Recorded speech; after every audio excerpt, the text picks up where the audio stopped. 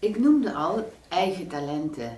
Eigen talenten die zo groot groeien dat ze het officiële artiestenpodium betreden.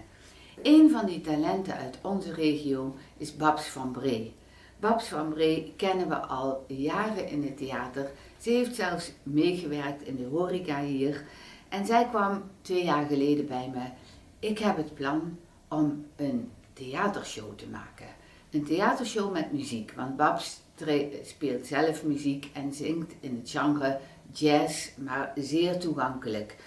Zij heeft toen een voorstelling gemaakt, Stairway to Heaven. Het was een heel verhaal over de muziek die haar boeide en hoe ze daartoe gekomen was.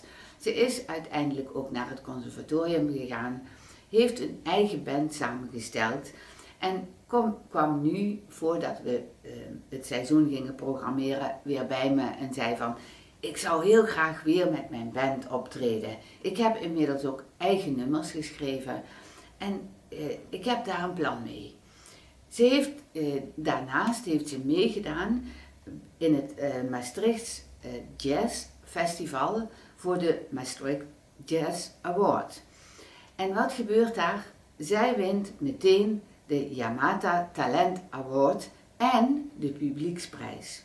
De jury schreef creatieve vondsten en een supergoede présence. Nou, hierdoor werd ik natuurlijk extra geprikkeld en u mag het meemaken. Zij staat bij ons in het theater met haar voorstelling een enorm divers kleurenpalet aan stijlen en haar band en het heet Babs.